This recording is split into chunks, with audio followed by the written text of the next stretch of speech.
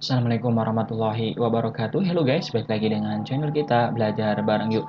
Oke, pada kesempatan kali ini kita bakal melanjutkan pembahasan kita tentang peraturan kepolisian nomor 5 tahun 2021 mengenai penerbitan dan penandaan surat izin mengemudi. Oke, bismillahirrahmanirrahim. Mari kita mulai aja. Dari bab ketiga penandaan SIM, bagian ke-1 umum pasal 33 ayat 1, Polri berwenang memberikan tanda atau data pelanggaran terhadap SIM milik pengemudi yang melakukan pelanggaran tindak pidana lalu lintas. Ayat kedua, pelanggaran tindak pidana lalu lintas sebagaimana dimaksud pada ayat 1 meliputi A. Pelanggaran lalu lintas dan B. Kecelakaan lalu lintas. Bagian kedua, pemberian tanda. Pasal 34 ayat 1.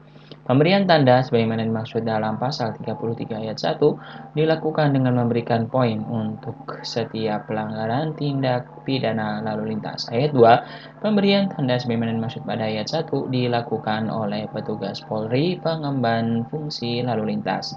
Pasal 35 ayat 1. Poin untuk pelanggaran lalu lintas sebagaimana dimaksud pada pasal 33 ayat 2 yang ini pasal 33 ayat 2 huruf A ini pelanggaran lalu lintas meliputi A 5 poin, B 3 poin, dan C 1 poin.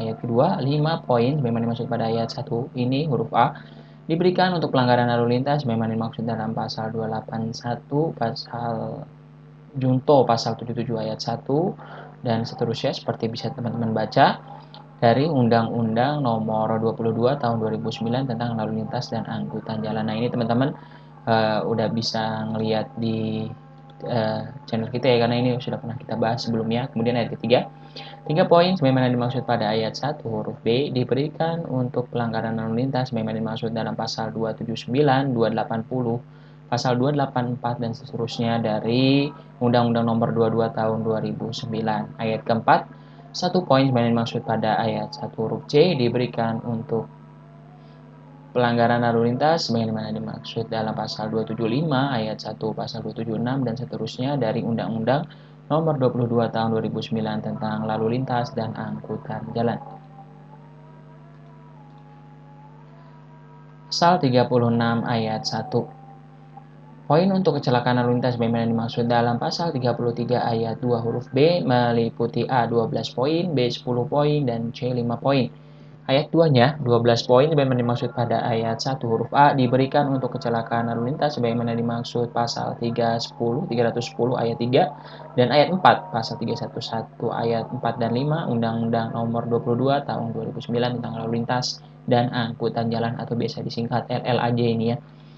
Kemudian ayat ketiga, 10 poin sebagaimana dimaksud pada ayat 1 huruf B diberikan untuk kecelakaan lalu lintas sebagaimana dimaksud dalam pasal 275, pasal 311, pasal 312 pada UU nomor 22 UU 22 tahun 2009 tentang LLAJ. Kemudian 5 poin sebagaimana pada ayat 1 huruf C diberikan untuk kecelakaan lalu lintas sebagaimana dimaksud dalam pasal 310, 311 dari UU nomor 22 tahun 2009 tentang LLAJ. Pasal 37 ayat 1. Poin sebagaimana dimaksud dalam pasal 35 dan pasal 36 dilakukan akumulasi poin. Apabila pengemudi melakukan pengulangan pelanggaran lalu lintas dan atau kecelakaan lalu lintas. Ayat 2. Akumulasi poin sebagaimana dimaksud pada ayat 1 paling sedikit A 12 poin dikenai penalti 1 dan B 18 poin dikenakan penalti 2. Ayat 3 terhadap pemilik SIM yang dikenai penalti 1 dan penalti 2 sebagaimana dimaksud pada ayat 2, petugas Polri pengemban fungsi lalu lintas menyampaikan pemberitahuan. Ayat keempat, pemilik SIM sebagaimana dimaksud pada ayat 3 ini tidak dapat melakukan perpanjangan SIM atau penggantian SIM. Kemudian pasal 38 ayat 1, pemilik SIM yang mencapai 12 poin sebagaimana dimaksud dalam pasal 37 ayat 2 huruf A dikenai sanksi penahanan sementara SIM atau pencabutan sementara SIM sebelum putusan pengadilan. Ayat 2, pemilik SIM yang dikenai sanksi sebagaimana dimaksud pada ayat 1 harus melaksanakan pendidikan dan pelatihan mengemudi apabila ingin mendapatkan SIM kembali yang telah dikenakan sanksi penahanan sementara SIM atau pencabutan sementara SIM. Pasal 39 ayat 1, pemilik SIM yang mencapai 18 poin sebagaimana dimaksud dalam pasal 37 ayat 2 huruf B dikenai sanksi pencabutan SIM atas dasar putusan pengadilan yang berkekuatan hukum tetap. Ayat kedua, pemilik SIM yang dikenai sanksi sebagaimana dimaksud pada ayat 1 harus melaksanakan putusan pengadilan tersebut berikut masa waktu sanksi pencabutan SIM. Apabila ada dalam putusan pengadilan yang berkekuatan hukum tetap. Ayat 3, setelah masa waktu sanksi pencabutan SIM sebagaimana dimaksud pada ayat 2 berakhir, pemilik SIM dapat mengajukan permohonan untuk mendapatkan SIM kembali dengan ketentuan harus melaksanakan pendidikan dan pelatihan mengemudi dan mengikuti prosedur pembuatan SIM baru. Bagian ketiga, pemberian data. Pasal 40 ayat 1, pemberian data sebagaimana dimaksud dalam pasal 33 ayat 1 dilakukan dengan pencatatan ke dalam pangkalan data penegakan hukum lalu lintas. Ayat 2, pencatatan sebagaimana dimaksud pada ayat 1 ini dilakukan oleh petugas Polri pengemban fungsi lalu lintas. Kemudian pasal 41 ayat 1, pencatatan sebagaimana dimaksud dalam pasal 40 ayat 1 untuk pelanggaran lalu lintas meliputi A, nama, pangkat, nomor registrasi pokok petugas Polri, pengemban fungsi lalu lintas yang melakukan penindakan. B, nomor seri registrasi tilang. C, identitas NIK, nomor induk penduduk ya, NIK-nya, kemudian dan alamat pelanggar. Yang D, golongan dan nomor registrasi penerbitan, masa berlaku SIM, satuan pelaksanaan penerbit SIM yang bersangkutan. Yang G, pasal yang dilanggar, besarnya denda, dan I, hari, tanggal, jam, tempat, lokasi, dan kawasan terjadinya pelanggaran.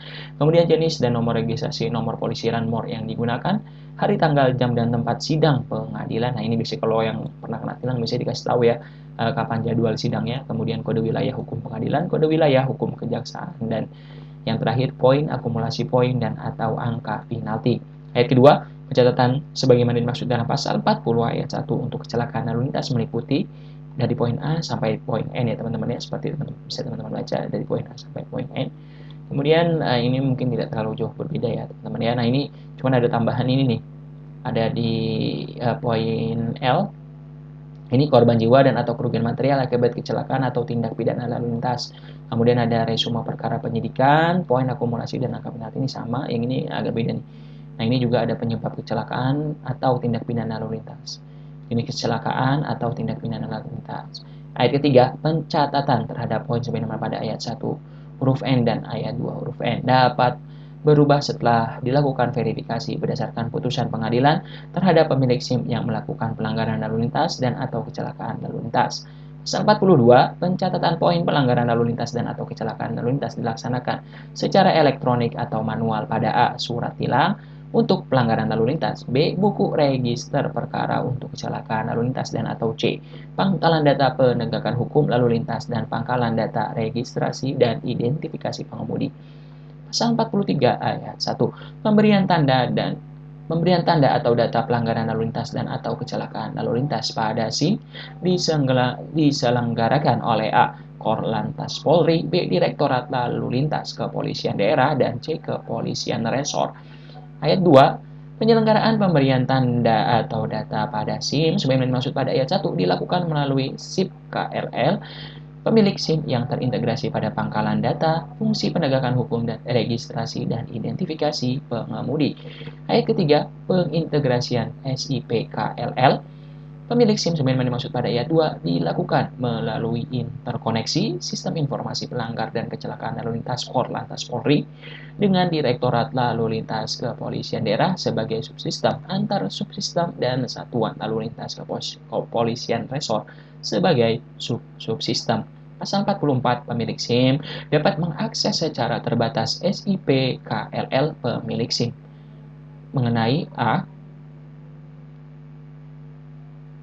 data pelanggaran lalu lintas dan atau kecelakaan lalu lintas pemilik SIM yang bersangkutan dengan menggunakan aplikasi pembaca kartu SIM. Dan B, data dan informasi publik yang disediakan oleh Polri. Bab keempat, pengendalian dan pengawasan. Pasal 45 ayat 1, pengendalian dan pengawasan dilakukan terhadap penerbitan dan penandaan SIM. Ayat kedua, pengendalian dan pengawasan dilaksanakan oleh pengawas internal dan atau eksternal. Ayat ketiga, pengendalian dan pengawasan sebagaimana dimaksud pada ayat 1 paling sedikit melalui A, pembinaan, B, asistensi, C, supervisi, D, pemantauan atau monitoring, dan E, analisis dan evaluasi. Ayat keempat, pengawasan oleh pengawas internal. Sebagaimana dimaksud pada ayat 2, dilakukan oleh pengemban fungsi pengawasan dan pembina fungsi.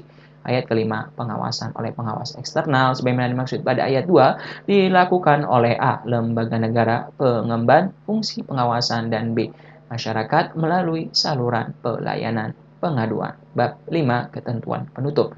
Pasal 46, pada saat peraturan kepolisian ini mulai berlaku, Peraturan Kepala Kepolisian Negara Republik Indonesia Nomor 9 Tahun 2012 tentang surat izin mengemudi dalam berita acara Republik Indonesia Nomor 279 Tahun 2012 dicabut dan dinyatakan tidak berlaku. Pasal 47, peraturan kepolisian ini mulai berlaku pada tanggal diundangkan.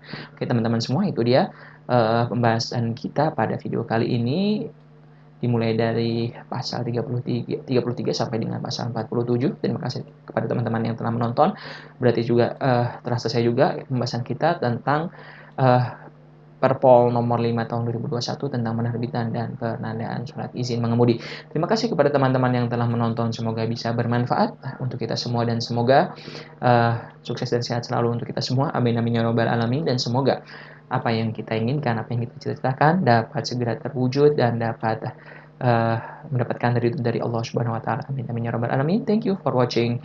Kami undur diri. Wassalamualaikum warahmatullahi wabarakatuh.